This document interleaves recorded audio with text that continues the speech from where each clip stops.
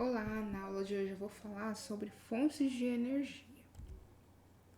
Temos fontes de energia renováveis e fontes de energia não renováveis. A diferença é que as fontes de energia renováveis, elas se renovam a cada dia, tá? Como a água da chuva, mas a gente vai falar sobre as hidrelétricas, eu vou falar sobre os problemas, mesmo ela sendo renovável, mas a gente vai falar sobre esse problema dela ser limitada ou não, ilimitado ou não.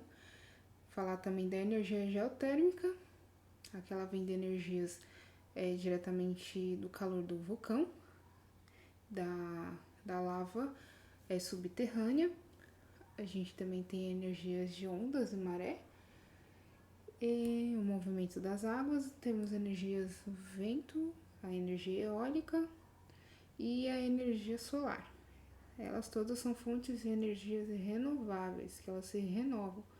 A gente pode falar que se elas são energias limpas ou não, a gente vai ver mais em frente. Também, não esquecendo, temos aqui a biomassa. Ela também é uma energia renovável, porque a biomassa está presente nos seres vivos, ela é sempre renovável graças aos decompositores. Temos a fonte de energia não renováveis, que a gente tem, por exemplo, a mineração. A gente usa então a energia nuclear, a gente usa o minério, que ele não se renova, esse mesmo ele não se renova porque tem determinados minerais presentes no solo que eles não vão se renovar, porque no momento que você utiliza ele todo, ele acaba definitivamente. Temos o petróleo e o carvão vegetal, que eles são combustíveis fósseis. O gás natural também vem desse processo, desse combustível fóssil, só que é um gás liberado na hora do processo de ser retirado esse petróleo. Então, esses combustíveis fósseis eles não são renováveis porque eles têm milhares de anos para ser renováveis. Tá? Eu vou passar como surge o petróleo e o carvão vegetal, o carvão mineral. Fontes não renováveis, aqui novamente, para vocês verem que temos as fontes não renováveis de energia, que é o petróleo, o gás natural, o carvão, são os combustíveis fósseis, e a energia nuclear, que é tirada através de um minério, o mais popular, o urânio, o mais utilizado. E as fontes de energias renováveis, que a gente tem a biomassa, temos a hidrelétrica, energia eólica, energia solar e a energia geotérmica. A geração de energia elétrica no mundo. Podemos notar que 40% da energia elétrica é à base de carvão, seguido da hidrelétrica, que é no nosso caso aqui no Brasil a maioria, temos hidrelétrica, seguido de 17% energia nuclear, 13% gás natural e 11% de derivados do petróleo. A geotérmica e outros são menos de 0,5%. Nele está incluso, né, a energia eólica e a energia de ondas e marés. A produção de energia mundial. Temos aqui da outra forma que a gente produção de energia no total, que a gente falou sobre a energia elétrica, se utiliza para energia elétrica. Produção de energia mundial é todo tipo de energia, tanto elétrica como para combustível, que temos aqui a maior porcentagem, que é o carvão mineral, novamente por causa das usinas termoelétricas. Temos o carvão, o petróleo e o gás natural. O gás natural, mais combustíveis, o gás para ser utilizado na cozinha e o petróleo mais para combustíveis. Temos a biomassa tanto para energia e eletricidade como para combustível. E a energia nuclear para energia elétrica. Os demais, você pode ver 2% de hidrelétrica, né? 1% são outras fontes de energia, tanto para combustíveis quanto para eletricidade. A produção de energia no Brasil. O Brasil, 64,0% a gente utiliza para produzir energia elétrica através de hidrelétricas. seguido por 12,9% de gás natural, que a gente utiliza fonte tanto para aquecer água, para utilizar em fogão, tá? Que nesse caso, então, não é energia elétrica, a gente utiliza o gás natural por outras fontes. Então, essa energia total é tanto combustível utilizado na residência para aquecer, quanto para energia elétrica. Então, a gente tem segundo o gás natural, seguido a biomassa, né, que a gente usa tanto para energia elétrica quanto para combustíveis. Temos aqui 4,8% derivados do petróleo, 4,5% carvão e derivados e energia nuclear 2,4%. Aqui a gente pode ver que 3,5%, que pulando aqui ele é utilizado mais que a energia nuclear, temos 3,5% energia eólica. O carvão mineral ou carvão fóssil, que a gente tem o carvão vegetal, tá? São originados de restos de vegetais que viveram há milhões de anos em locais pantanosos. Vocês podem ver aqui que esses 300 milhões de anos, esses vegetais, tá? Ao contrário do carvão, que não só os vegetais, aquele óleo que é produzindo petróleo, não são só os vegetais, mas outros seres vivos, tá? Por isso que ele é um óleo. Ele também tem um processo parecido com carvão mineral. O carvão mineral, a diferença é que ele é originado de restos vegetais, por isso que ele ainda está nessa forma, não de óleo.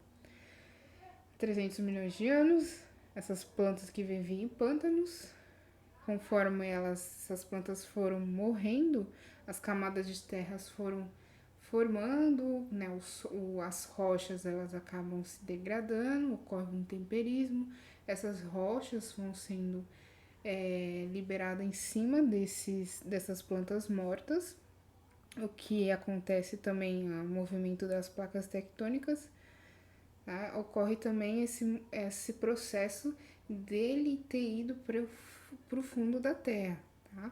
Então, o que acontece é o intemperismo de rochas e o movimento de placas tectônicas que fazem com que essas plantas vá para o final dessa etapa aqui, dessas camadas de solo.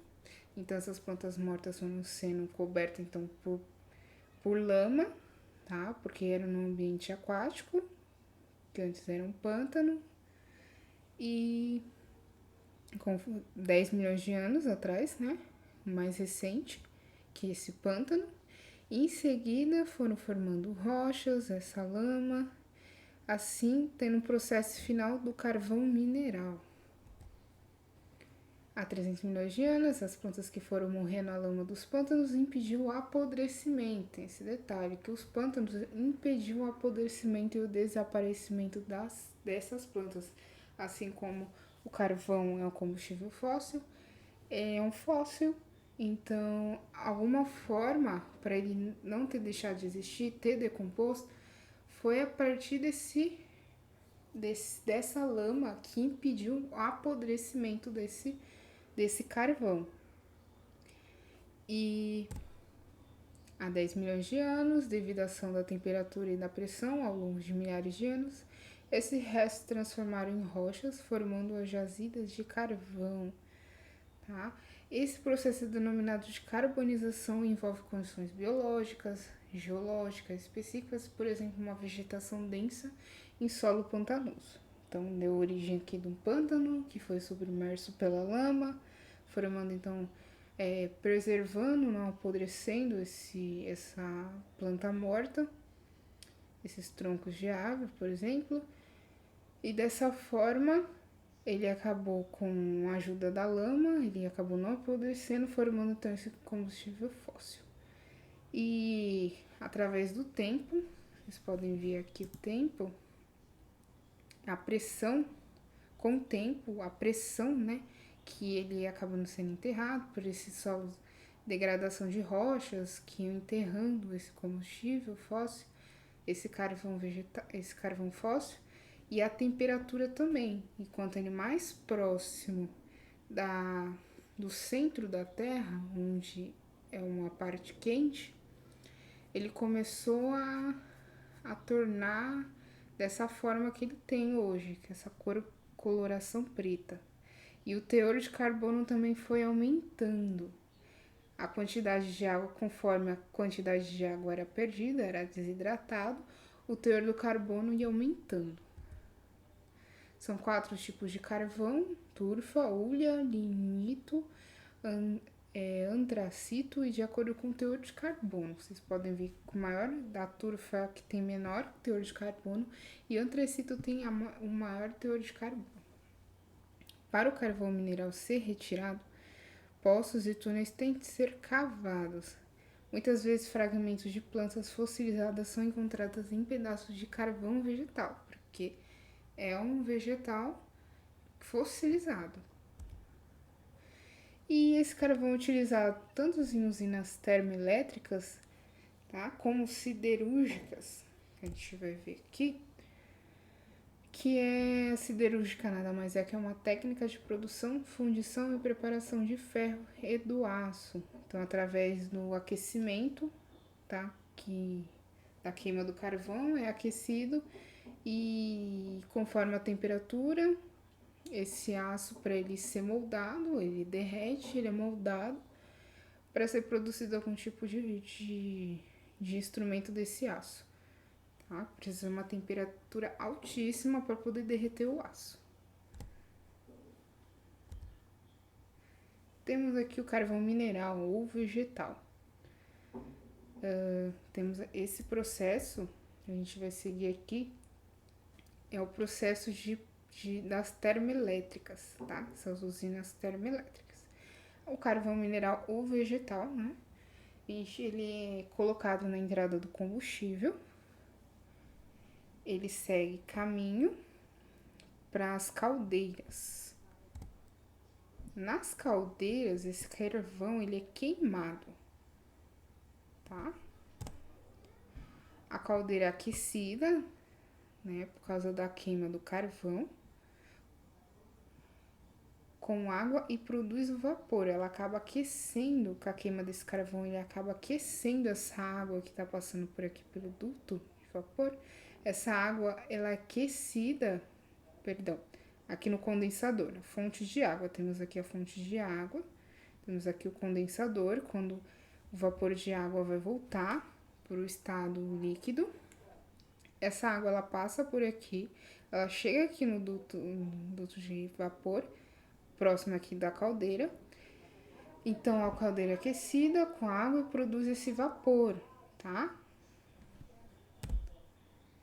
A saída também, a saída de alguma parte, a saída desses gases poluentes, né? Que acaba se perdendo uma parte desse vapor de água.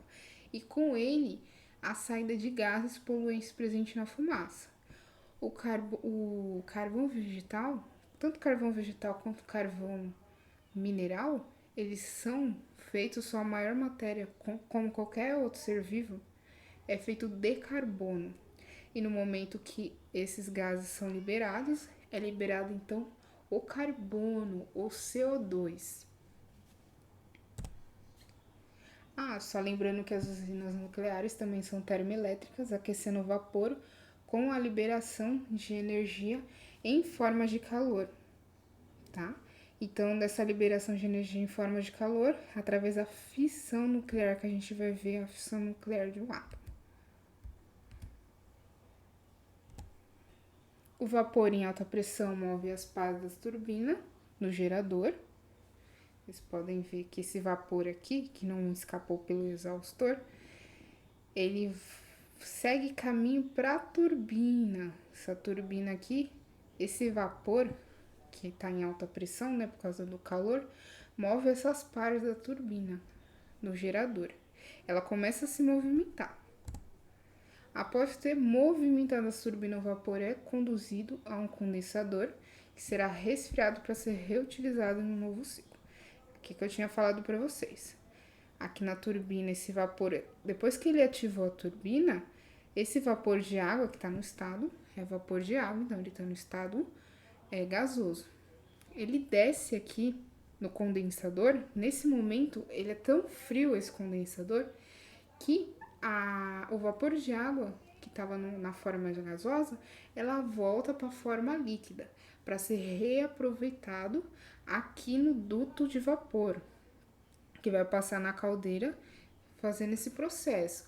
Quem é que faz a turbina se movimentar? É o vapor de água, que a água ela só virou vapor por causa da queima do carvão vegetal ou carvão mineral, tá? Calor vocês aprendem no 7º ano, que é o fogo, né? A queimando o carvão ele produz o fogo.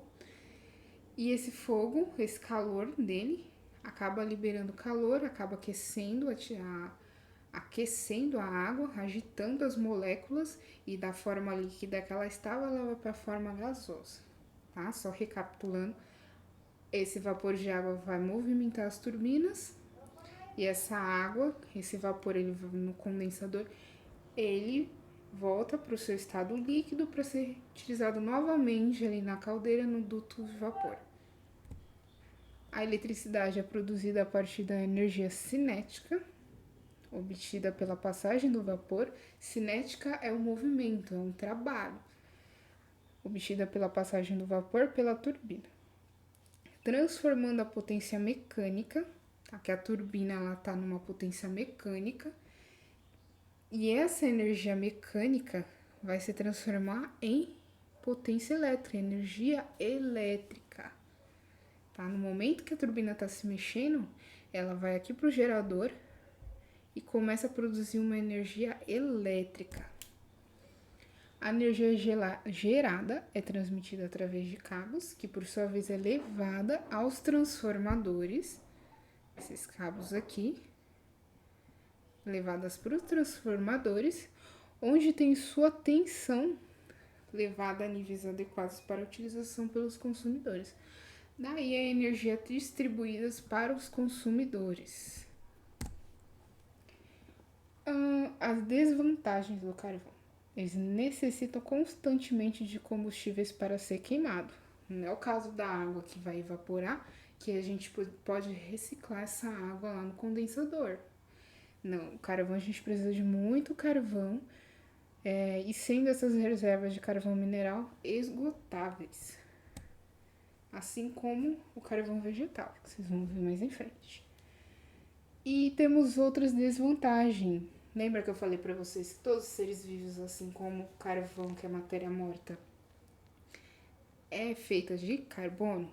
Esse carbono vai interagir com a molécula de oxigênio para formar então o CO2. O CO2, sim, para falando para vocês, o efeito estufa ele é importante sim, porque senão a Terra ela estaria a menos 0 graus, alguma coisa assim. Se não tivesse esse efeito estufa, a gente, por exemplo, não estaria aqui. O problema é que esses gases sendo liberados, porque a gente já tem esse CO2 sendo liberados por vulcões e o metano sendo liberados por pântanos, mas o problema é que a gente está liberando muito CO2, muito metano. E a gente tem aqui a radiação solar, em qual ela bate aqui no nível do mar, por isso que no litoral é mais quente que cadeias de montanhas. E nesse momento que essa energia é absorvida pela Terra, 70%, e 30% tem que ser refletida, voltar então para o espaço. Então, o que esses gases do efeito estufa fazem? O calor, em vez de ele ser refletido, esses 30% ser liberado de volta para o espaço, ele permanece aqui, porque ele interage com o CO2 e com o metano. Por isso que ocorre então o efeito estufa, o aquecimento da Terra. Então, como a gente está liberando muito CO2, esse aquecimento está sendo maior, está sendo constante. Também esse CO2 ele forma smog, que vocês podem ver aqui que é uma poluição constante, mas em períodos de inverno e no início da manhã, porque é quando a gente está com uma temperatura maior no início da manhã no inverno, no outono, e como o ar mais frio ele é mais denso, ele tende a descer. Esses poluentes, eles ficam presos ali naquela parte que a gente está respirando, tá? Por causa do ar gelado, que é mais denso.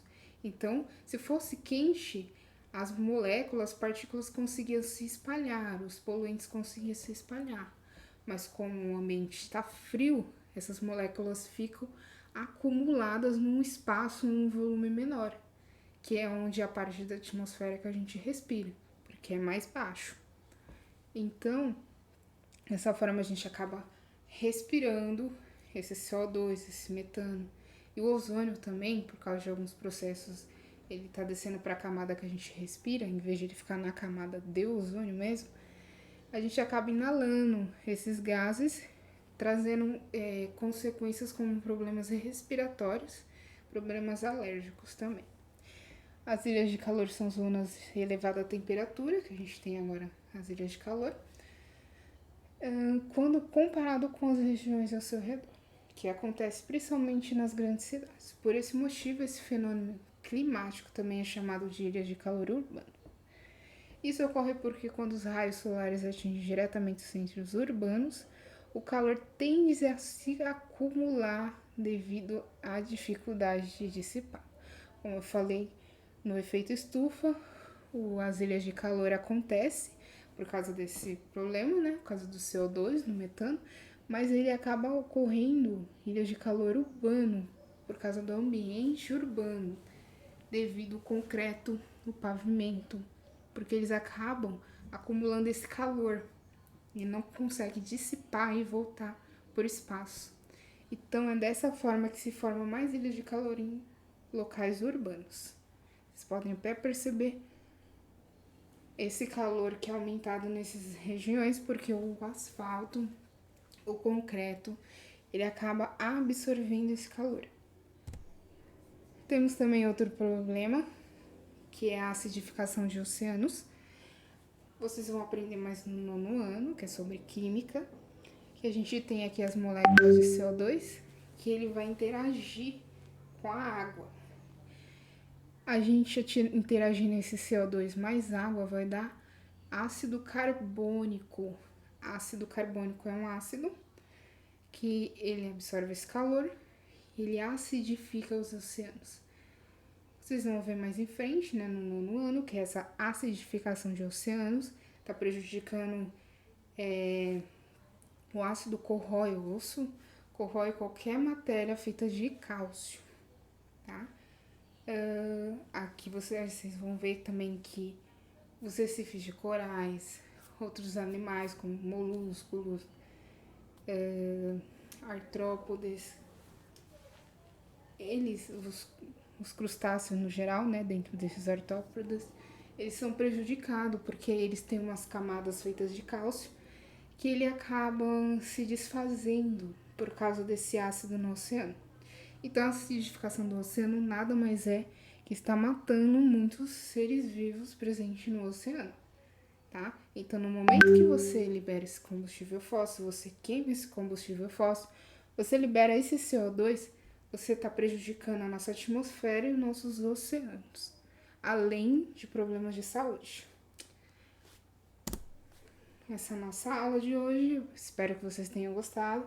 Vou ficando por aqui, até mais, tchau, tchau.